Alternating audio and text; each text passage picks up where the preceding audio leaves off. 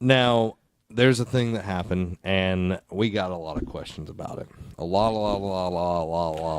of questions, and a lot more questions, and anger, and hate. And price gouging. Now, these three people have asked the same thing. Adam Gumbert, Derek Daniel, and Nick Viking Horn Caputo. For loss, Viking Horn Caputo. Adam, I'll read Adam's just because he was the first one to put a reply on here. Actually, surprisingly. Yes, he was. With the release of the NES Classic Mini, or whatever it's called, what are your thoughts on the way distribution has been handled? With both this and the original Wii being such a limited supply, do you agree with that strategy? Is it on purpose or maybe artificial scarcity? Does it hurt fans more or make them more rabid and excited about the product? Let's see if there's anything that's... Derek talks a little bit about the amiibo scarcity and everything. What does it mean for the Switch going forward? And will this be bad or will it go over better? And then Nick talks about people buying them in bulk and gouging them online. I want one. I do too. Like that's it's $60 for essentially all the games that we loved as a kid. Mm-hmm. So just straight out the bat, I want one. Yeah. And it's like almost palm size. Yeah. I want one. Now, the scarcity and everything that's happening, seeing that Nintendo has done this several times, it feels like they are, one, either doing it to build that rabidness, or two, they aren't necessarily confident in the product that they're making, so they're not wanting to put a ton of that out there until they see that, oh, the market actually wants this, so let's put that out there. It's always the first wave is always the scarcest, because they're wanting to see if the demand, they don't want to have the supply outweigh the demand, but they've seen that the demand greatly outweighs the supply that they dropped. Because I know the local Target in Pensacola only had 8 systems. Yeah, I think every place had 8 each. So I think now that Nintendo sees that, hey, a lot of people want this, I think the next wave when they ship it out, I think there'll be way more than 8 at each store. Yeah. But I think that's what they do. They just kind of test the water, because we've known that Nintendo has hit quite a few duds here. They hit quite a few duds the past few systems. Ooh. So I think that's one of the bigger issues. Yeah, I think it's a combination of both. Yeah. They're wanting to see what the market is, but they're also wanting that artificial scarcity to go on, so it makes people want to get them. Because I know none of us have one. No. Like me, you, or Derek has one, and we all want one, but we don't have one yet. I'm wondering how long it's going to take them to put more out in the market. Hopefully in the next few weeks. I personally, if I was part of Nintendo and was over like, okay, we're gonna do this small launch window, this launch series, and then go from there, I would have another set ready to go. Yeah. Because, I wouldn't just mass produce, 50 million of them, but I would, produce a couple million of them and send out a small quantity at first, and then they sell well. They're like, people are wanting them, and we're getting angry tweets why I don't have one. Send out that next shipment. I know most businesses like, Target, Walmart, stuff like that, they have truck that comes every 2 weeks. So, it launched last week, so maybe not this week, but next week they'll have a load that'll have more on it. But something that I know me and Caleb Taylor have seen quite a bit of, because me and him are on a lot of the buy, trade, sell pages. Mm-hmm. We had a woman. She bought the $60 system, was selling it for $300. Yeah, that's ridiculous. I know supply was limited, but nobody in their right mind is going to go out and pay for that. Mm-hmm. And what was bad is, I know in the it was the Milton Pace buy, trade, sell. Caleb was trying to be like, hey, you shouldn't buy this. that you could buy a new 3DS and a bunch of the games that are on the system for what you just paid for that $300. You could buy an Xbox One S or a PlayStation Slim. Exactly. For that. Actually, yeah, you could. Yeah, and Caleb got banned from the site. That's ridiculous. And a lot of people were getting kicked because there was the one admin was like, "Well, you can't talk negative." He's like, "We're not talking negatively. We're just trying to inform. We're people. trying to, because a person who knows that there's someone in their family that loves Nintendo will be like, "Oh, they'd love this," and not knowing the price, they go and get ripped off. Yeah. For over $200, and Yeah, it's not cool at all. So don't, guys. If you see people gouging, report the claim. That's what I would do. Like $10, $20. If I had one and I got it for $60, $150 would be the highest I would charge for it, and that's like that's gouging right there. It is. I would say probably $20 extra. As high as you go, guys. If you got one, you're gonna sell it $150. If you got that extra controller. Oh yeah. We got that extra controller, which that's another thing. They don't put two controllers in there. It's That's just freaking one. stupid. It is. Freaking stupid. Do you think it hurts more or makes the fans more excited about the product? I don't think it makes them more excited. It pisses them off more than it does anything. Because Agreed. You want that system and you don't have it. So I think that's what really, really hurts the consumer. Yeah. I think that they need to get stuff out as soon as possible. I agree. And that's the only way you're going to rectify that. Now, that was pretty much my... that was the first kind of question was about this.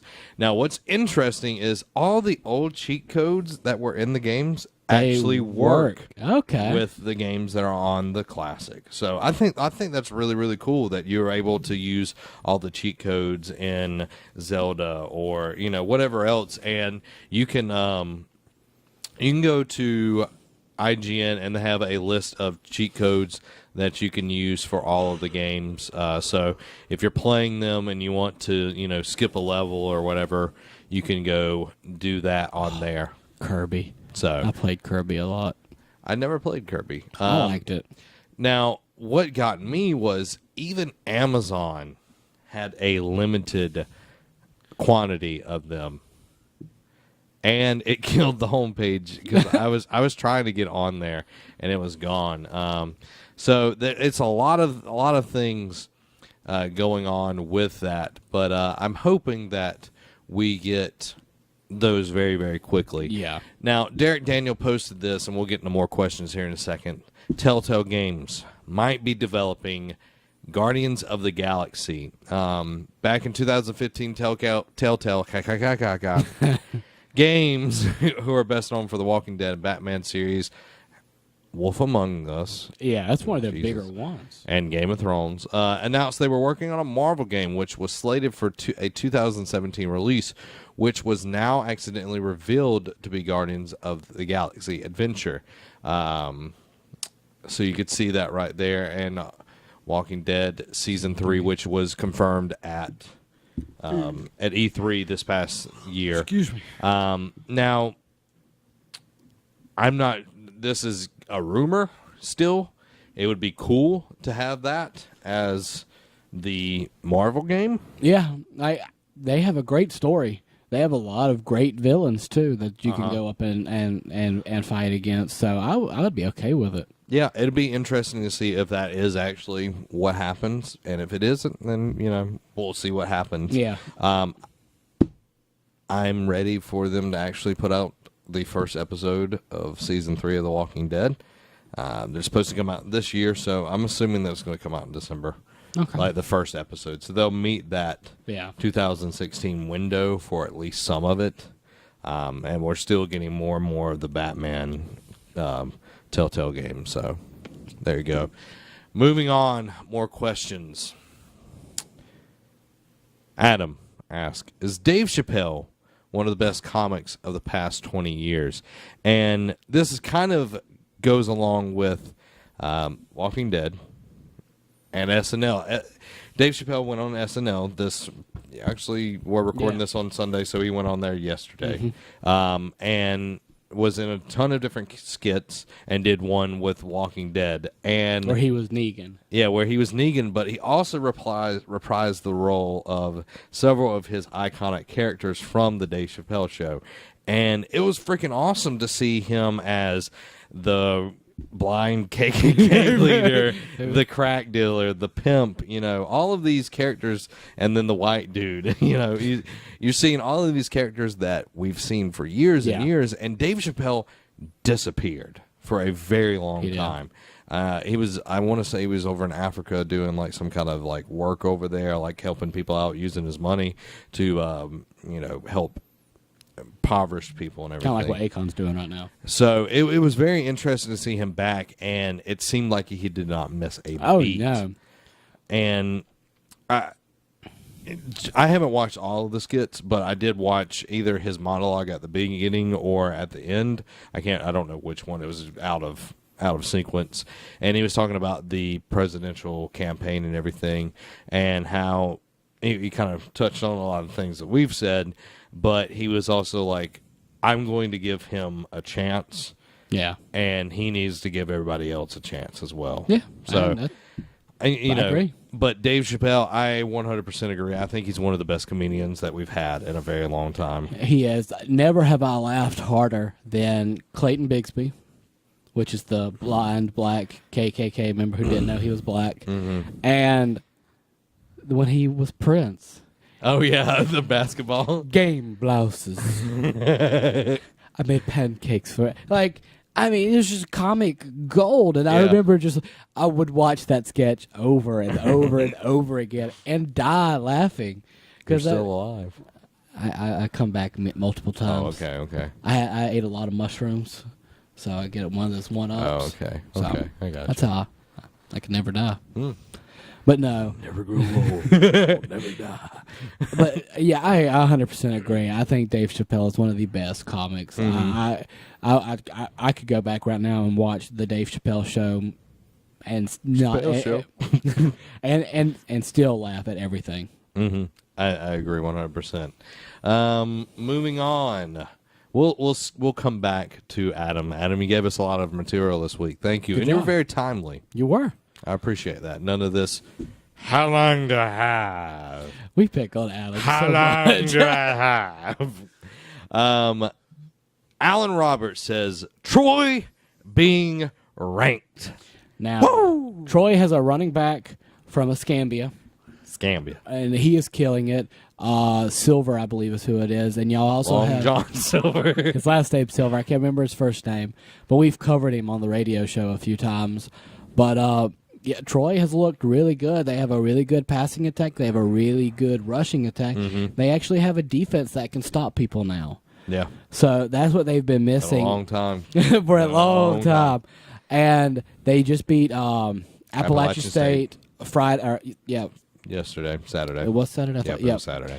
And they thrust them into the lead of their leading their division. Well, that and Troy this whole year has been beating everybody that they played. They beat, USA. They beat everybody except for Clemson, and they were a penalty away from beating Clemson. And they held Clemson. And if y'all don't know, I went to Troy University. I'm a graduate. I'm an alumni of Troy. So when I say we, I actually mean we because I graduated from there. So there you go. So don't be coming in my house. We're coming to my house. I'm like, oh, he's part of the team now. I is. I marched to that band. I was blood, sweat, and tears. Anyway, the Clemson game, they played some ball. They did. And then, have you seen the play? Have you seen that play? Yeah. It was bad. That was not a touchdown by any stretch of the imagination.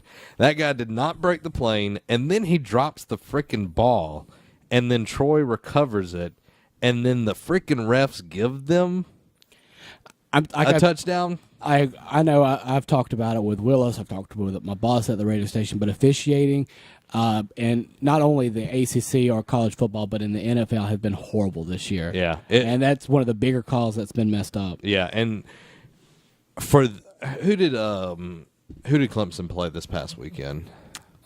They played somebody Pitt. that got bit. Pitt. Oh yeah, so they got beat by Pittsburgh, right? Mm-hmm. That should have been Troy way earlier in the season. Oh yeah. Do you watch the guy that does like how Alabama fans? Okay, Well, he's just like, yeah. yeah. So did you watch this pass? I did not. Okay, so like he's doing all that and like he gets to Clemson, he's like, man, they should have already lost 3 of these. He's like, thanks refs, and like he goes on and like he has the AP poll from the week before, and he starts like erasing people's names, Washington and like all the people that were below Alabama. He's like, guys, if you want a good playoffs, and then like Troy pops up as number 2. He's like, and then it starts popping up all these teams that are in Alabama that are actually playing some like good football. He's like, you need to start looking at people that are actually playing football, and don't be looking at divisions and don't be looking at conferences for those people. Look at people that are actually playing football. And I think a lot of those people will get a look into the playoffs. I want Troy, but I don't think that they're going to get it because there's other people who are playing in tougher divisions than they are.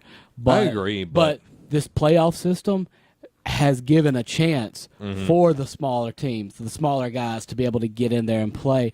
Now, if you're Michigans, if you're Washingtons, if Michigan you're Clemson, lost. yeah, they did. Yeah. They all like Iowa 2, 3, 4. would beat them. Yeah, but Michigan's 4. Yeah. They only dropped a few spaces.